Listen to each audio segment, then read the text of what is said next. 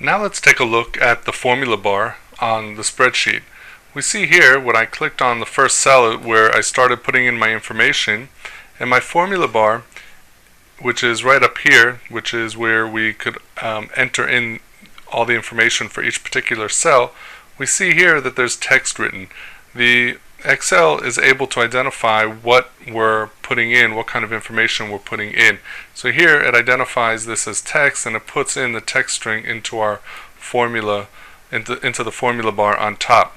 Now, one of the things, if we go ahead over here and let's say for B2, I'm not going to enter the information here on the spreadsheet, but rather what I'm going to do is I'm going to go up to my formula bar and I'm going to put the information, and you'll see that's what will appear on the spreadsheet in that cell. I just want to show you that when you start putting in information of a number that is too long to fit into the cell, it will either convert it to the scientific notation of that number in a scientific notation. It can't show the actual digits, or the other way that Excel will display the information is with the slash marks, and that basically just means you don't have enough room to display the information.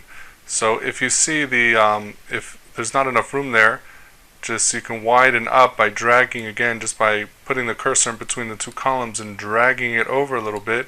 We see that the information, in this case it was dates, we see that the dates do appear, but when there's not enough room to display them, we see the hash marks. And if for some reason Excel cannot make a calculation and the number or the result that we were looking for is not able to be shown, it will show the word value, and then it will show these hash marks, and the word value meaning that the result cannot be shown because it's a bad formula or bad calculation. Something is wrong in the formula or one of the numbers that's trying to be used in the formula. So those are different errors that we might find in Excel and what they mean.